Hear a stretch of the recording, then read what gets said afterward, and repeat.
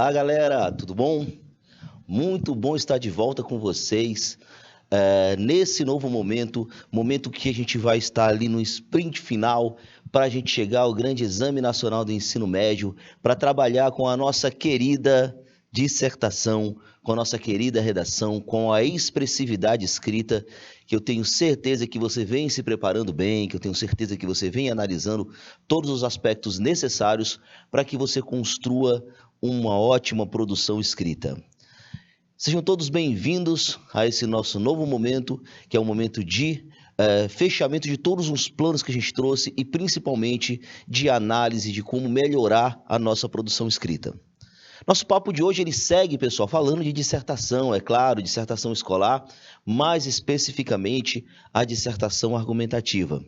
E hoje nós vamos relembrar algo que vai até um pouco além disso, porque nós vamos falar de um aspecto bem interessante da linguagem em si. Então hoje a nossa conversa será uma conversa que vai tratar especificamente de um aspecto linguístico muito trabalhado dentro dos recursos da produção textual. Bom, que recurso é esse, professor? Hoje nós vamos falar, gente, da relação que os diferentes textos estabelecem entre si. Professor, mas o que isso tem a ver com a dissertação que eu vou escrever? Tudo a ver. Por que tem tudo a ver? Porque um texto ele não parte do nada. Um texto ele se forma a partir de conhecimentos adquiridos no decorrer da formação do seu autor. E para que esses conhecimentos apareçam no texto, ele precisa necessariamente ser explícito através deste recurso.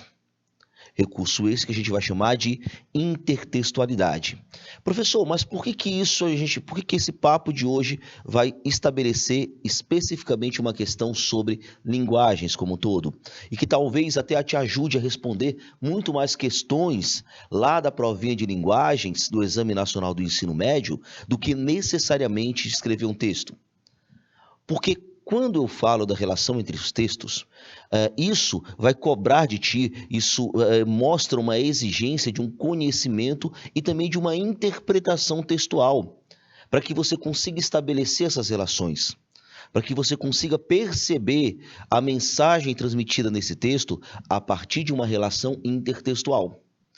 Então, conhecer essa relação intertextual, estabelecer uma noção entre diferentes partes de texto, entre textos diferentes, é essencial, tanto para que você compreenda uma leitura, que vai ser cobrado de ti na prova de linguagens, quanto para que você seja capaz de trazer esse recurso para dentro da sua produção de texto. Haja vista a necessidade de fundamentação teórica que se estabelece dentro da sua proposta de produção. Certo? Então, o nosso papo de hoje é sobre intertextualidade. Para que você entenda, basicamente, nós vamos analisar diferentes tipos de intertextualidade. Então, você precisa necessariamente entender como é que essas relações podem aparecer para ti. Certo? E a partir desse entendimento, aí sim, você vai escolher o melhor recurso para ser utilizado dentro da sua produção escrita. Ok? Mas é claro que eu não perderia a oportunidade para falar aqui do tipo de texto que mais aparece essas relações, que são os textos literários. Nós vamos falar muito de texto literário hoje. Nós vamos, como eu falei para vocês, aproveitar-se desse conteúdo, que é um conteúdo sobre intertextualidade, e trazer para ti uma análise sobre a questão linguística mesmo, sobre a questão da análise linguística. E aí, claro, nós vamos estabelecer uma aula que vai te ajudar, sim, a fazer uma dissertação argumentativa, mas que também vai te ajudar a responder questões que envolvem esse instrumento linguístico que é a intertextualidade, ok? Então, vou te convidar agora para vir aqui para o nosso material, para emergir nesse material, para a gente tratar um pouquinho sobre esse nosso assunto. Dissertação escolar, vamos lembrar que nós vamos trabalhar com essa relação de dissertação escolar, certo? E nós vamos especificamente falar de relações intertextuais. Antes de começar, vamos analisar aqui um pouquinho de como é que é isso, qual é o conceito disso. Gente, primeiro, nós estamos falando de relações entre textos, tá? Então, você vai estabelecer aqui uma relação entre textos. Relações intertextuais entre diferentes textos. Professor, e o que consiste essa relação intertextual? O que é? O que se configura essa relação? Chamamos de intertextualidade, gente, o diálogo, entenda bem. Quando eu falo diálogo, é quando um texto refere-se a outro. Então, esse diálogo, basicamente, ele vai estabelecer uma referência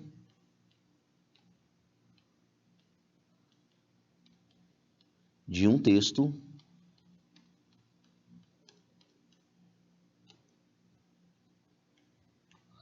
a outro. Esse é o diálogo. Existem diferentes formas de você estabelecer esse diálogo, diferentes formas, certo? E a nossa análise hoje passa justamente por essa tentativa, por essa descoberta, por essa análise de como é que é estabelecido esse processo, tá? Então chamamos de intertextualidade o diálogo que ocorre entre dois textos diferentes. Um detalhe, entre dois textos em cada parte específica, né? Porque um texto só ele pode fazer referência a vários outros mais. Como a gente estava discutindo aqui, necessariamente, se eu estou tratando, por exemplo, de dissertação argumentativa especificamente, é muito natural que eu me refira a diversos outros textos, certo? Por exemplo, se eu vou fundamentar uma argumentação baseada num princípio filosófico, eu posso retomar, por exemplo, uma obra de uma teoria de Platão. Da mesma forma, eu posso fazer uma referência à Constituição Federal Brasileira em outro parágrafo. Em um terceiro parágrafo, eu posso trazer umas relações promovidas pela questão histórica. Então, nesse sentido, em um texto dissertativo argumentativo, existe um diálogo entre vários outros textos diferentes, certo? Então, quando eu falo do diálogo entre dois textos, é pontualmente no momento em que aparece ali, mas esses dois textos podem ser até uma referência a 3, 4 e assim por diante, certo? Bom, quando faz referência a outro texto que já existia, eu estou escrevendo, como eu falei para vocês, um texto não surge do nada. Ele sempre é baseado em outros momentos, em outras possibilidades. E essas outras possibilidades é justamente o que vai ser retomado dentro desse instrumento que nós chamaremos de intertextualidade, certo? Bom, vamos lá. Chamamos de intertextualidade o diálogo que ocorre entre dois textos diferentes, quando um faz referência ao outro que já existia, inspirando-se em sua forma ou mensagem para criar um novo discurso. Aqui é um ponto importante, porque existem, primeiramente, a gente fazendo uma análise em camadas, você vai perceber que se tem diferentes maneiras de você retomar um outro texto. Mas, basicamente, ou a princípio, você tem duas maneiras bem gerais, bem genéricas, tá? Que maneiras são essas? Primeiro, você pode retomar a forma. Professor, como é que eu retomo a forma? Essa parte aqui, gente, é uma parte mais estrutural, tá? A retomada da forma é a retomada da estrutura de um texto diferente. Então você pode retomar, por exemplo, dentro de uma paródia, em que se muda todo o conteúdo, mas continua-se com a música, continua-se com o ritmo, continua-se com as passagens sonoras. Então mantém-se a forma, a estrutura desse texto retomado, mas altera-se o conteúdo. Dessa forma, você tem uma intertextualidade? Tem. A intertextualidade por meio da retomada da forma, beleza? Outro ponto é você retomar a mensagem. E essa retomada da mensagem, professor? Essa retomada da mensagem, pessoal, refere-se ao momento em que você retoma o conteúdo do texto anterior. Então, o conteúdo, a análise, a mensagem transmitida por ele também pode ser retomada. Nesse caso, você tem as duas maneiras gerais, tá? Duas maneiras genéricas de retomar textos diferentes. A primeira, quando se trata de estrutura, retoma-se a estrutura do texto, o formato do texto, ou, por outro lado, pode-se retomar a mensagem. Como é que eu retomo a mensagem? Por meio da análise do conteúdo de cada um. Duas maneiras gerais de análise das relações intertextuais. Beleza? Claro que eu vou criar um novo discurso, que é o texto que eu estou escrevendo. Então, retomando o conteúdo ou a forma, eu passo a criar um novo texto, que é a base do meu trabalho aqui. Pois bem, ela pode ocorrer de modo explícito ou implícito. Gente, olha só um detalhe interessante. Você precisa entender essas noções, esses pequenos conceitos, para conseguir compreender até umas questões que podem aparecer para você. Então, o conceito do que é explícito, o conceito do que é implícito, é de extrema importância para que você necessariamente consiga analisar, consiga desenrolar essa resposta aos itens do Exame Nacional do Ensino Médio. Então, para facilitar a sua vida aqui, vamos retomar essa ideia do que é explícito. Deixa eu só mudar a cor aqui para ficar mais fácil para você. Retomando o que é explícito, mais facilmente percebido. Pessoal, essa relação de explicitação, ela vai determinar o quê?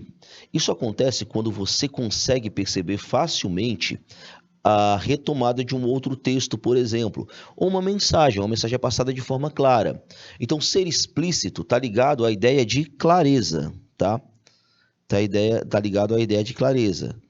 E essa ideia de clareza, pessoal, ela é marcada principalmente quando você tem conhecimentos na superfície do texto.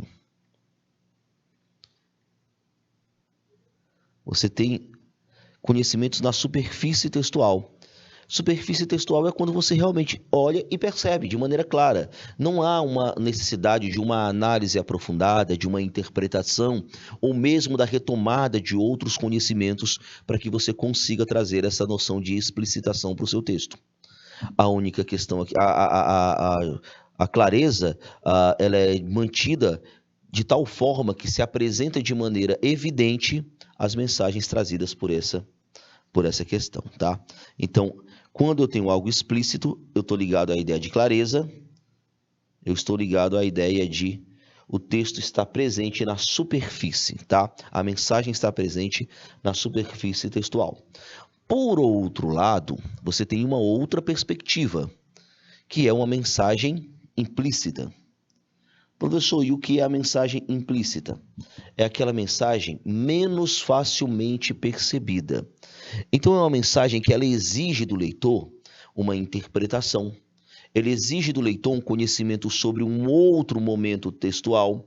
Então, ela vai cobrar da pessoa que está lendo, uma capacidade de entender as entrelinhas textuais. Então, aqui a ideia não é necessariamente a clareza. Aqui você tem ligado, é muito mais ligado à expressividade.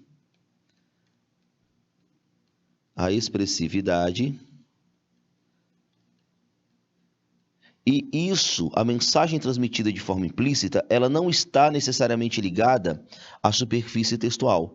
Pelo contrário, você só vai conseguir compreendê-la se você for capaz de entender o que nós vamos chamar de entrelinhas, que é o que tem, como é que eu vou dizer, o que tem na parte menos superficial do texto, que é a parte em que você precisa trazer uma interpretação, ok? Bom, sabendo esses conceitos aí, a gente já tem algum caminho andado, já tem alguns passos para que consiga se estabelecer toda essa noção, tá? Então, professor, o que são noções, vamos só relembrando aqui rapidinho, o que são essas relações intertextuais? Bom, intertextualidade é um diálogo entre dois textos, tá? Diálogo entre dois textos, em que eu eu estou escrevendo um texto, eu retomo um outro, ou por necessidade de fundamentação, ou por necessidade de expressividade, tá? Então, essas duas maneiras aí. Existem duas formas de você retomar um texto.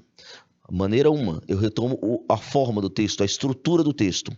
Essa retomada, de forma clara, estrutural, ela é uma forma de intertextualidade, porque eu estabeleço uma relação direta entre dois textos. Por outro lado, eu posso também retomar o conteúdo, que é mais comum, inclusive. Eu retomo o conteúdo e a retomada do conteúdo aparece de maneira clara dentro do novo texto que está sendo produzido. Bom, outro conceito importante de se perceber é o conceito de do que é explícito e do que é implícito, tá? O que é algo explícito? É algo claramente perceptível, tá? Então, é a marca da clareza, é aquela informação que você percebe na superfície textual, beleza? Por outro lado, você tem algo que é implícito. E o que é algo implícito? É justamente algo que se preocupa mais com a expressividade do que com a transmissão de informações. Portanto, algo implícito é aquilo que propositalmente cobra uma interpretação do leitor. É aquilo que deixa a mensagem a ser transmitida nas entrelinhas textuais.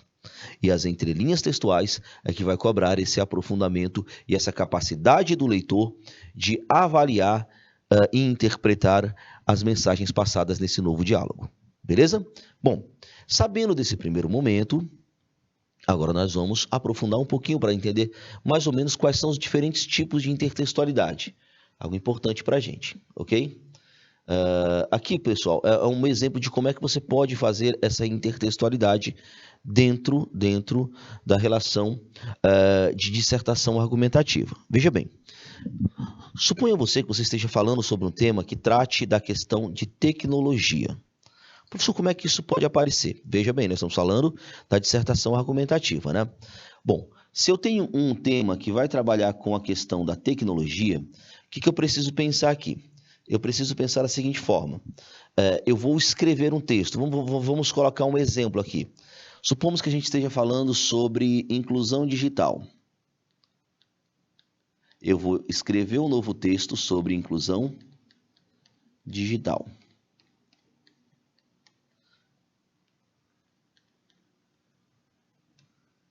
Como eu vou fazer um novo texto sobre inclusão digital, eu preciso estabelecer a fundamentação. Supomos que eu vou afirmar, essa inclusão digital é um problema, certo? Então eu tenho dificuldades, olha aqui as minhas ideias, dificuldades para promover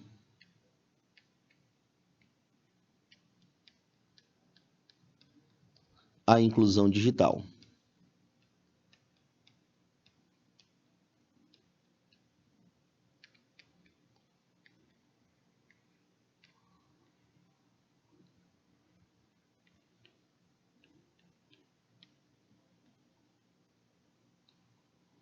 Dificuldades para promover a inclusão digital. Eu já tenho aí é isso que eu vou tratar no meu texto, beleza?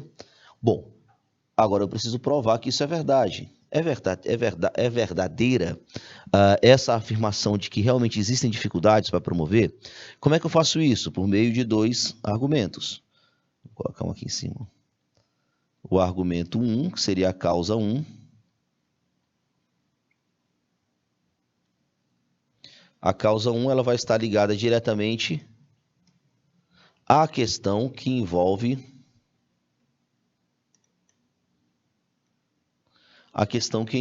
a desigualdade social, por exemplo. Claro que a questão da falta de recursos vai ser estabelecida como uma das causas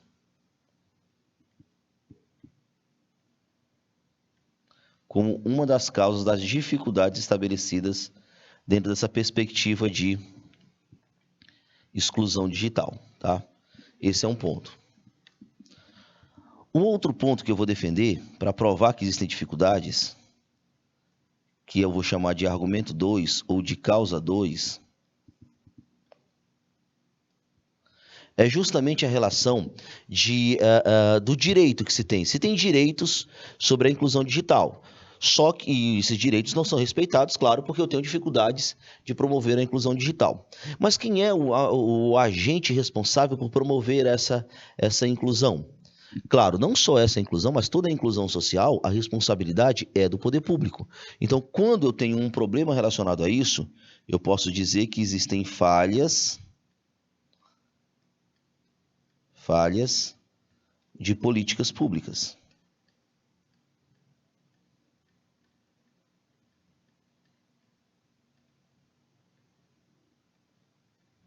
Falhas de políticas públicas. Nesse sentido, o que eu tenho, professor? Nesse sentido, eu trabalho necessariamente com duas relações. Tranquilo, professor, eu entendi mais ou menos como é que é isso. A gente está defendendo um ponto de vista que é sobre inclusão digital, que existe uma dificuldade na promoção da inclusão digital. Esse é meu ponto de vista. É o momento em que eu apresento de maneira clara que existe uma dificuldade para isso. Bom, Eu preciso provar que essas dificuldades são verdadeiras, que realmente existem. É assim que eu provo minha tese. Como é que eu vou fazer isso? A partir de 2 argumentos, no caso aqui, de 2 causas. Causa 1, que é a desigualdade social. Causa 2, que são falhas de políticas públicas. Veja bem, essas são minhas ideias.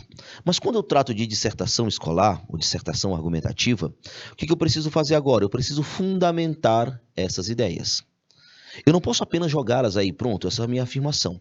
Sabe o que esse é um ponto bem interessante. Porque sabe o que acontece quando eu deixo apenas assim? Bom, essa é a minha ideia e ponto. Quando eu faço dessa forma, eu deixo de fundamentar. Quando eu deixo de fundamentar, o que ocorre no meu texto? Eu fico limitado ao senso comum. Isso aqui é o que nós vamos chamar do tão famoso senso comum. Senso comum é você não fundamentar o seu texto. E é claro que isso é uma falha gravíssima dentro da produção de uma dissertação. A fala sem a fundamentação é apenas senso comum.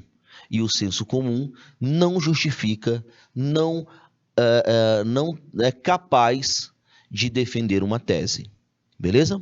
Não dentro de um texto formal, como a dissertação argumentativa. Pois bem, sabendo disso, o que eu preciso fazer? Eu preciso fundamentar. Fundamental o que é? É fazer uma relação com outras áreas do conhecimento para que necessariamente eu consiga, aí sim, dar concretude para a minha base argumentativa. É como se eu conseguisse, a partir daí, dar uma base mais forte para o meu texto. Opa, e aí o que eu preciso fazer para que essa fundamentação aconteça? Eu preciso justamente estabelecer uma relação intertextual. Porque nesse momento eu preciso necessariamente retomar outros textos, outras teorias, outras falas, outras passagens históricas que me permitam fundamentar, que me permitam embasar todo o meu direcionamento aqui. Então, esse ponto é determinante para que eu consiga necessariamente ter um bom texto, desenvolver uma dissertação argumentativa extremamente válida. Bom, aí eu trouxe alguns exemplos para vocês de como é que você vai estabelecer isso de maneira funcional. Veja, nós temos o eixo tecnologia. Se eu tenho o eixo tecnologia, o que eu preciso fazer?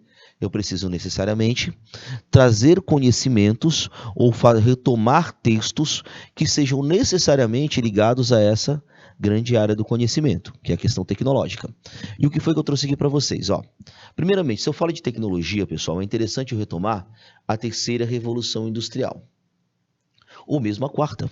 A terceira revolução industrial representa um período de avanço tecnológico que uniu ciência e indústria, possibilitou o avanço de tecnologias que modificaram as relações sociais, como a internet.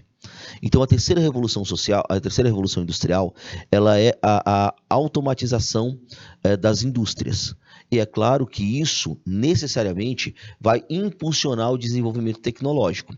Se tem um instrumento que vai marcar isso daí, é o que nós vamos chamar de internet. Foi aí que o mundo começa a se transformar. Bom, nós vivemos hoje já uma quarta revolução industrial, que seria o surgimento ou a ampliação, a disseminação da inteligência artificial, certo? Isso já faz parte das nossas vidas, porque se você imaginar, é o famoso algoritmo, tá? É um exemplo dessa inteligência artificial. Se você acessa YouTube, por exemplo, e você segue sempre a mesma linha de conteúdos, o próprio YouTube começa a te oferecer, a partir desse algoritmo, dessa análise do seu comportamento, ele começa a te oferecer conteúdos semelhantes àquele que você escolheu. Isso acontece de maneira muito mais evidente, por exemplo, quando você pesquisa por um produto para comprar. Ou quero fazer uma viagem, vou pesquisar bem aqui uma praia de Jeri. Quando você começa a pesquisar isso, você vai começar a receber várias mensagens sobre hotéis, pousadas, praias, viagens. O que é isso, professor? É uma inteligência artificial trabalhando para te entregar o que teoricamente você tem mais interesse, certo? Isso aí é só um exemplo de como é que a inteligência artificial entra na nossa vida. Professor, então eu posso citar também a quarta revolução industrial? Pode, é uma boa. Veja que eu faço uma intertextualidade aí com o processo histórico, tá? Uma intertextualidade com o processo histórico, é interessante por isso. Bom, eu posso fazer uma intertextualidade diretamente com uma obra, como por exemplo 1984. 1984 é uma obra interessantíssima, pessoal. É um clássico da literatura inglesa, né, de George Orwell, que retrata uma sociedade distópica. Pontozinho, parênteses da nossa aula para explicar o que é distópico. O que é distópico, professor? Distópico é o contrário de. Distopia é o contrário de utopia. Agora, o que é utopia? Utopia é quando você imagina uma situação perfeita. Utopia é perfeição. Por exemplo, se eu tenho uma sociedade utópica, eu tenho uma sociedade que não há conflitos, que não há guerras, que não há problemas, uma sociedade que existe inclusão social, que existe justiça social, uma sociedade perfeita, distante dessa que nós vivemos, tá? Então, isso é uma distopia. Então, professor, no livro de George Orwell, a sociedade retratada é uma sociedade perfeita? Longe disso, é uma sociedade que possui vários defeitos, porque é uma sociedade distópica, uma sociedade que é o contrário da utopia, certo? Bom, e por quê? Quais são os defeitos apresentados nessa sociedade desse clássico inglês 1984? Na qual a busca pelo poder absoluto leva à vigilância constante do governo, por meio do uso de tecnologias de comunicação. Rapidamente, para que você entenda o livro, aqui, essa sociedade tratada nessa obra, 1984, ela é uma obra que trata de uma sociedade extremamente vigiada. Aqui nós temos um ditador, que é conhecido por todos como o Grande Irmão, tá? O Grande Irmão, Big Brother. Esse grande irmão, ele não só vigia as pessoas constantemente, como também influencia a forma de pensar. A obra ela traz consigo a ideia de trazer uma concepção de TV. A televisão é que faz esse papel, tanto de influenciar o pensamento das pessoas, quanto de vigiá-las. Então, você está assistindo uma tela, essa tela ela vai transmitir algo que você quer ver, ou algo como o governo quer que você pense, e da mesma forma, por outro lado, ela também te vigia e analisa. É mais ou menos, galera, o que a gente está vivendo hoje com a internet, né? Com a internet, que a internet a gente está sendo vigiado o tempo todo, tanto é que a gente está sendo sempre analisado. Prova disso é a utilização de algoritmo que eu falei anteriormente, tá? Então veja bem como é que é interessante isso. Essa obra é uma obra lá da década de 1930, certo? E ela previa um futuro que era justamente 1984. Esse futuro foi um pouquinho depois, mas aconteceu de uma maneira bem interessante, certo? Então a obra 1984, por tratar dessa utilização inadequada de tecnologias, pode ser uma ótima perspectiva de intertextualidade para fundamentar um tema como este aqui que eu apresentei para vocês, que é a questão da inclusão digital. Bom, as únicas formas, então, professor, para fazer isso são história e literatura? Claro que não. Você pode fazer uma relação intertextual, por exemplo, com um projeto de lei, com a própria Constituição Federal. E olha um projeto de lei que é bem interessante para ser retomado dentro desse processo de inclusão digital. O Marco Civil da Internet. Professor, e o que é o Marco Civil da Internet? Galera, o Marco Civil da Internet é uma lei, tá? Leizinha de 2014, que ela meio que regula o uso da internet. Nós tínhamos um grande problema no Brasil. A internet realmente era terra sem lei. Não se sabia exatamente o que era uma rede social, o que era um site, e no sentido de não, o que é, pessoal, é de determinar o que é esse espaço, o que pode ser tratado ali dentro, tá? Vou lhe dar um exemplo. Você não pode chegar na rua e xingar uma pessoa de tudo quanto é nome, certo?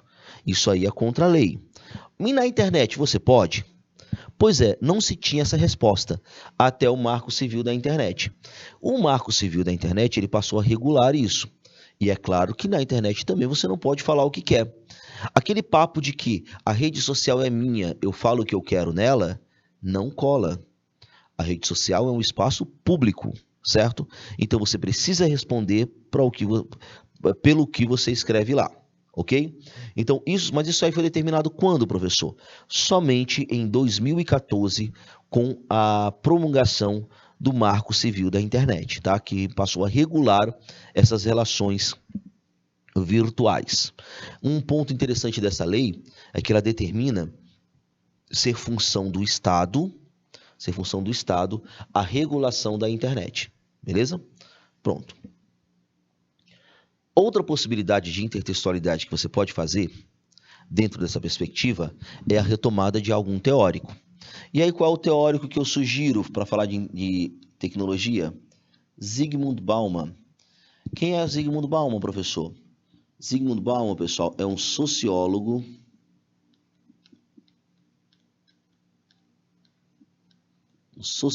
polonês. E ele é bem interessante porque ele vai tratar justamente de como essas tecnologias impactam a nossa vida, tá? Então é bem interessante você tratar dessa relação.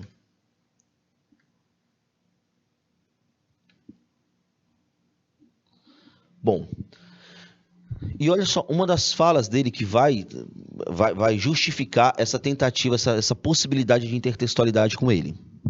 Na era da informação, a invisibilidade é equivalente à morte.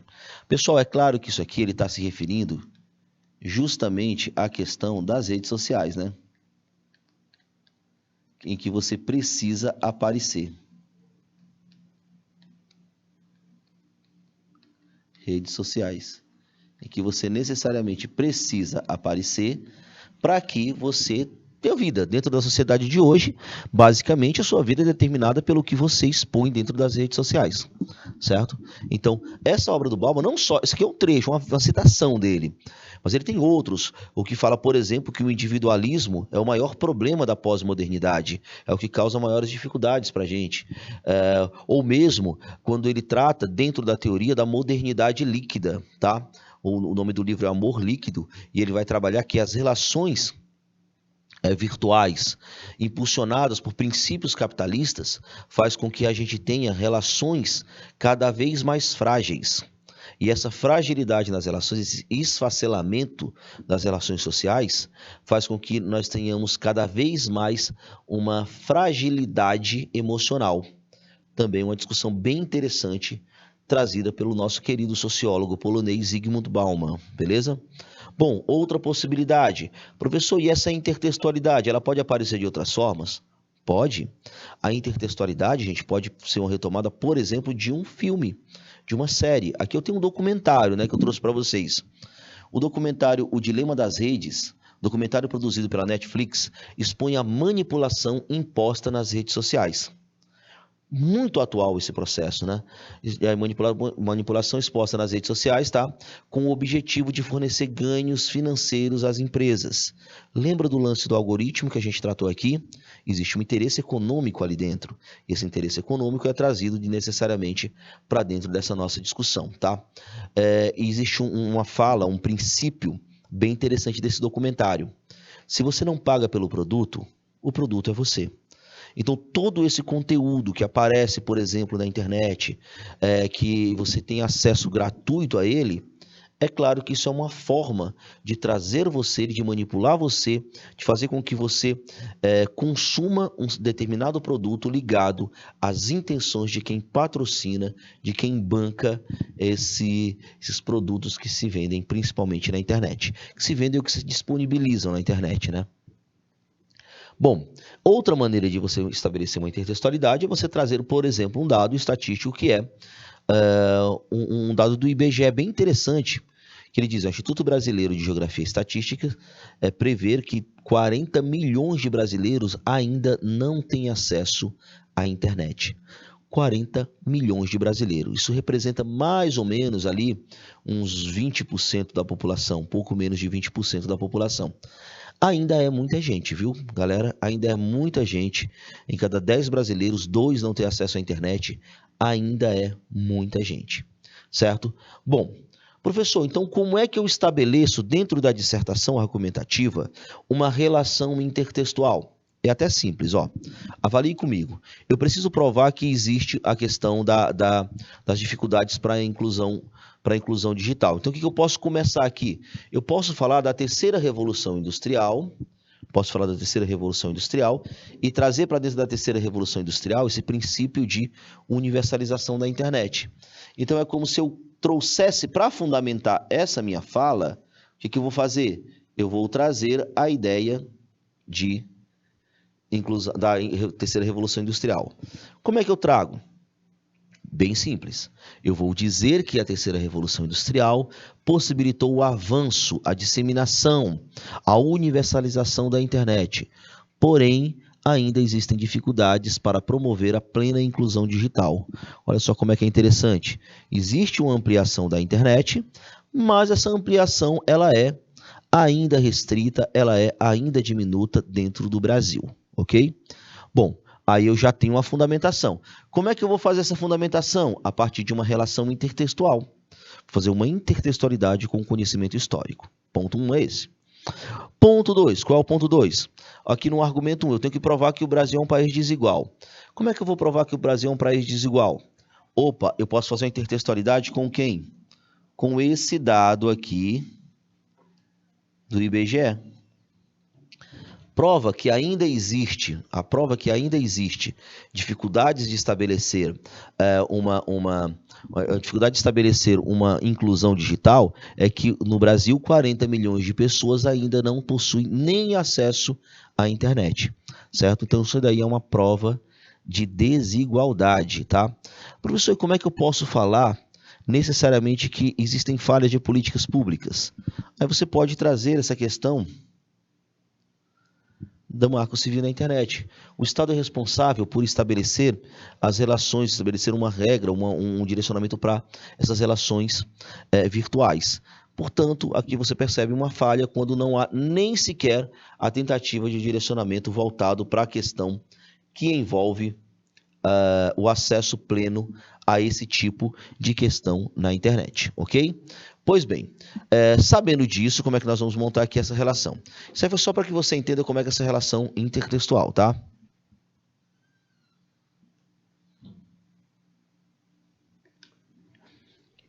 Assim, você vai conseguir direcionar todo o seu processo. Bom, aqui é bem para que você perceba como é que é essa relação entre a intertextualidade e o texto dissertativo argumentativo.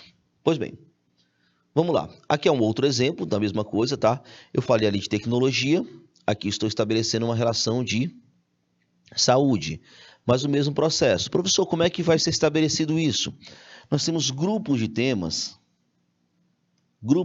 que trabalham necessariamente com essa linha de saúde, por exemplo. Vamos supor, nós já tivemos um tema do Enem. No Enem de 2020,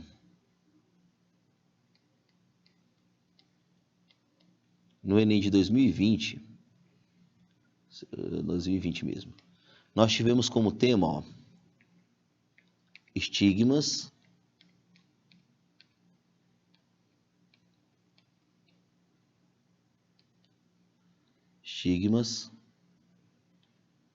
associados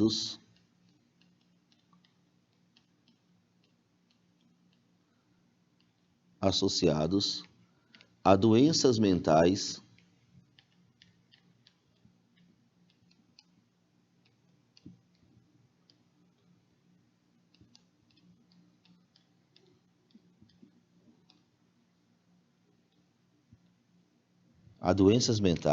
Olha só como é que é interessante, como é que você vai perceber quando é que você determina esses eixos temáticos, tá? A doenças mentais na sociedade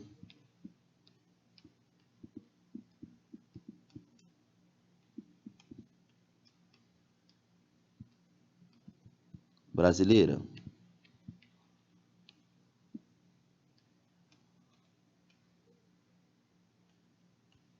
Aqui, pessoal, você tem um tema que ele vai indicar mais ou menos como é que você pode direcionar esse ponto.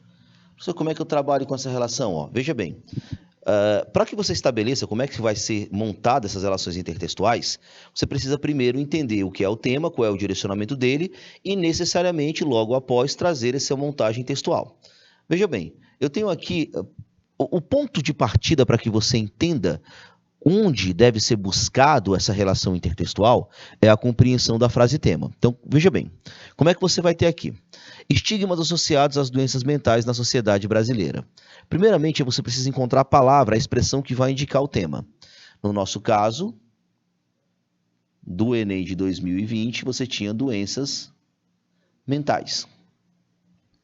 Doenças mentais, ela necessariamente é a palavra tema. Se eu não utilizar essa palavra tema, eu vou necessariamente fugir totalmente desse tema e fugindo do tema, logicamente, eu vou ter um problema sério relacionado a essa questão que envolve a relação intertextual, tá? Doenças mentais aí é nossa palavra tema. Bom, mas eu não posso falar somente dessa palavra tema, dessa expressão tema.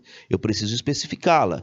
O que eu vou falar sobre doenças mentais? Onde é que está a especificação disso? Analisando o resto da frase, você vai perceber que nós vamos falar de estigmas. Estigmas, certo? O que são estigmas, professor? Inclusive, o próprio texto motivador do ano aqui em questão trazia a explicação do que era estigma.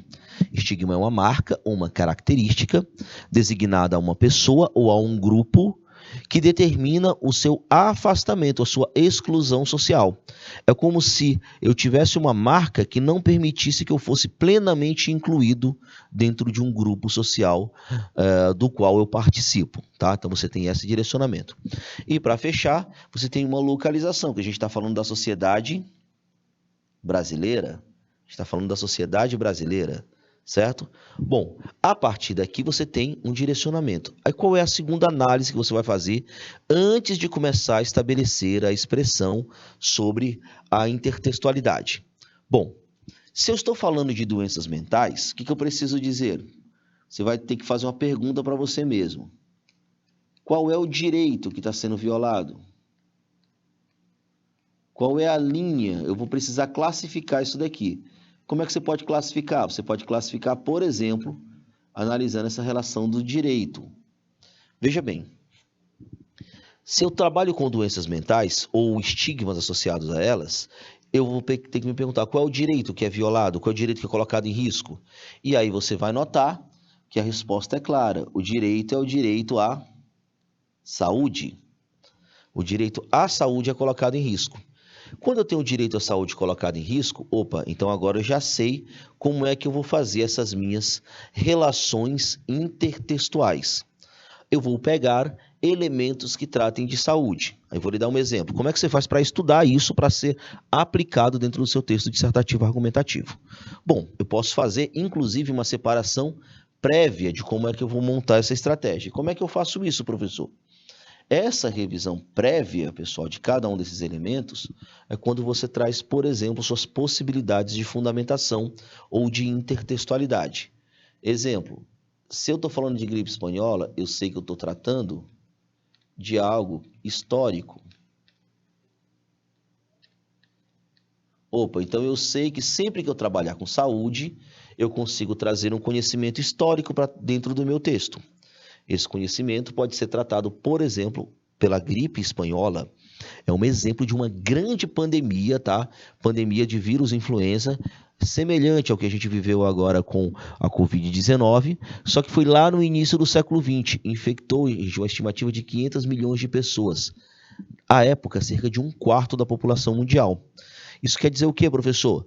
Que a pandemia de gripe espanhola ela foi bem mais mortal, bem mais massacrante que a própria pandemia de Covid-19, tá? Então, um problema muito sério. E quando eu trato de saúde, fazer uma comparação, uma intertextualidade com um processo histórico como esse, sempre é bem interessante. Eu preciso parar por aí? Não. Eu posso continuar, trazendo literatura. A intertextualidade na literatura sempre é bem interessante também. Literatura. Sempre vai ser interessante também trazer a literatura para dentro da sua questão. Aqui no caso, a literatura exposta que eu quis trazer foi a questão da obra A Peste, do autor argelino Albert Camus. Bem interessante, viu, gente? Um autor muito interessante para ser lido, tá? Para você individualmente, como aluno, como estudante, como pessoa, é interessante ler Albert Camus. E especificamente para a redação, o Albert Camus ele vai trabalhar em alguns aspectos bem interessantes. Um deles é tratar da questão da saúde, porque esse livro dele é bem interessante. Ele vai trazer um romance que narra a história de trabalhadores que descobrem a solidariedade em meio a uma peste. Então é como se fosse uma grande epidemia, tá? Uma peste que assola a cidade de Oran, na Argélia, e a partir daí começam a ser discutidos valores humanos, como exemplo, a solidariedade, tá? Então, bem interessante essa obra. Mas lembra que eu falei para vocês que também dá para a gente trazer legislação. Também dá para trazer uma questão da legislação. E essa legislação, gente, ela é interessante porque ela traz, talvez a que vai ser mais, que pode mais aparecer facilmente no seu texto, que é a questão da Constituição Federal do país, tá? Se você trabalha com artigos da Constituição, é bem provável que esses artigos possam ser trabalhados nos mais diversos temas que podem aparecer. Por quê, professor? Porque sempre, pessoal, eu vou estar tratando de direitos. Sempre vou estar tratando de direitos. Se eu vou tratar de direitos, eu posso necessariamente pensar que uma ótima intertextualidade para dentro de um texto dissertativo seria a retomada aqui da Constituição Federal, beleza? Vamos lá. Mas são minhas únicas opções, trazer história, trazer literatura, trazer legislação. Longe disso. Eu posso pensar, por exemplo, nessa questão aqui de um especialista no assunto, uma autoridade, no caso, Dr. Drauzio Varella, renomado médico brasileiro. Olha só a fala dele como é interessante, galera. Ó, a função da medicina é primordialmente aliviar o sofrimento. Segundo Drauzio Varella, a medicina ela tem uma função primordial, a função primeira, principal dela, nem é a cura. A cura nem é a função primordial da medicina. Qual é, então, professor, a função primordial da medicina para o nosso querido Drauzio Varella? É justamente o alívio do sofrimento, certo? O alívio do sofrimento. Essa fala é bem interessante porque pode ser muito associada a essa questão do tema de 2020, que foi a questão dos estigmas associados às doenças mentais. Então aqui você pode pegar a teoria, a fala, a citação de alguém e fazer essa intertextualidade com a sua montagem textual, tá? Então também é muito válido a questão de uma retomada de uma teoria. Bom, outra possibilidade. Gente, a intertextualidade ela é bacana porque ela não é limitada. Você não precisa falar apenas com obras literárias, apenas com obras filosóficas. Essa intertextualidade ela abre a possibilidade de você retomar vários outros tipos de conhecimento, como forma de fundamentação do seu texto. Um outro exemplo aqui interessante é a obra, a arte. A arte em si, ela pode ser retomada, até porque nós vamos lembrar que a arte nada mais é do que uma representação da realidade. Uma representação lúdica, uma representação conotativa, mas uma representação. Então é bem interessante você trazer esse tipo de discussão também. Se a arte vai representar uma realidade, ela pode ser retomada como forma de estabelecer uma relação intertextual de fundamentação dentro do texto dissertativo argumentativo. No nosso caso aqui, a obra trazida, a obra apresentada, foi a obra O Grito, uma obra expressionista do autor norueguês Edvard Munch, tá? Edvard Munch, que traz uma expressividade, como o nome já diz, é uma obra expressionista, então é uma tentativa de exteriorização das sensações humanas. Então a dica é bem simples, existe uma tentativa de colocar para fora os sentimentos, as sensações que se tinha naquele momento. Era a passagem do século XIX para o século XX, tá? Então, a tentativa de você colocar em um quadro, de você materializar um sentimento, e normalmente um sentimento de angústia, porque era um período ali no final do século XIX para o século XX, era um período de extrema tensão social. promovido pela passagem do século, promovido pela a decadência da Belle Époque, foi um movimento na França de explosão cultural, havia uma decadência, então essa decadência também influenciava o pensamento do artista. Era um momento em que você também tinha um pós-revolução industrial, que meio que se perdia força essa ideia de modernidade extrema. Então tudo isso meio que influenciou a produção de uma arte estranha, certo? Essa arte era tão estranha, pessoal, que o próprio Edvard Munch escreveu em uma das versões do Grito. A obra O Grito é uma obra que tem várias versões, se não me engano, 4 versões diferentes. Em uma delas, ele escreveu assim, ó: só pode ter sido pintada por um louco. Depois de pesquisas e análises, perceberam que essa frase ela não foi escrita por alguém de fora, apesar de haver essa ideia de que o Edvard Munch realmente era louco. E aí nós vamos lá para a questão dos estigmas de novo, lá do nosso tema do Enem. Apesar dele carregar esse fardo, esse estigma de ser um louco por conta dos quadros que pintava, foi o próprio que escreveu essa frase. Motivado pelo quê? Pelas críticas recebidas pela obra de arte. Então, que fizeram, ele próprio questionou a sua sanidade mental, porque todo mundo dizia: esse cara só pode ser louco, é uma obra horrorosa, é uma obra que não faz sentido, e na verdade fazia sim um sentido, na verdade tinha um porquê, na verdade é uma grande obra-prima da arte mundial, da arte universal, tá? A obra O Grito. Bom, outra maneira, como eu falei para vocês, é o fato de você trazer para dentro do seu texto um dado estatístico que também é uma questão intertextual. Um dado estatístico, uma pesquisa, algo que determine isso daí. Bom, esse dado estatístico que foi trazido também com relação à saúde, trata da questão do SUS, da dependência do Sistema Único de Saúde. Segundo o IBGE, Instituto Brasileiro de Geografia e Estatística, 71,5% dos brasileiros, cerca de 150 milhões de habitantes, dependem exclusivamente do SUS. Professor, por que esse dado é importante? Galera, se eu tenho grande parte da população... e esse número aqui foi um número pré-pandemia, tá? Um número pré-pandemia. Se você fizer uma análise hoje, está bem provável que esse número tenha aumentado, certo? Por quê, professor? Essas aqui são as pessoas, gente, que não têm plano de saúde, por exemplo, ou não conseguem pagar consultas, exames de forma particular. Então, a absoluta maioria dos brasileiros dependem somente do Sistema Único de Saúde. O que isso revela? Qualquer problema que eu tenha no Sistema Único de Saúde é um problema que impactará grande parte da população. Por exemplo, nós temos aqui o tema de 2020, estigmas associados às doenças mentais.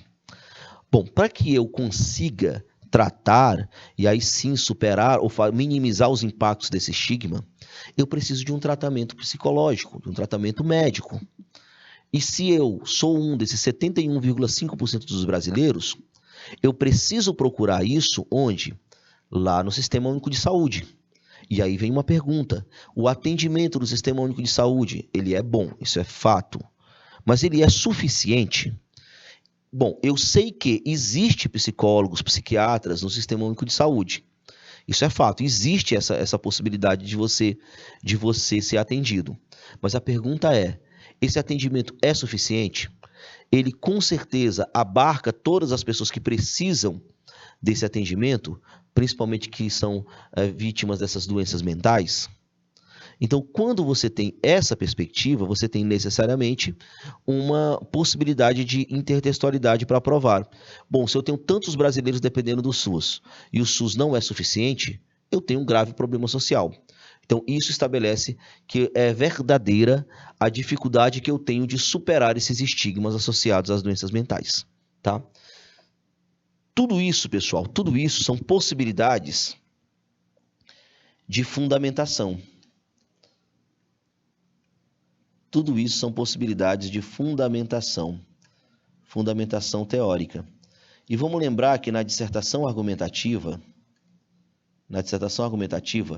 essa fundamentação teórica, ela se realiza a partir de uma ideia de intertextualidade. Então, você só vai conseguir dar fundamentação no seu texto se você for capaz de estabelecer relações intertextuais. Então, a intertextualidade, ela vai ser ponto-chave para que você direcione o seu texto, tá?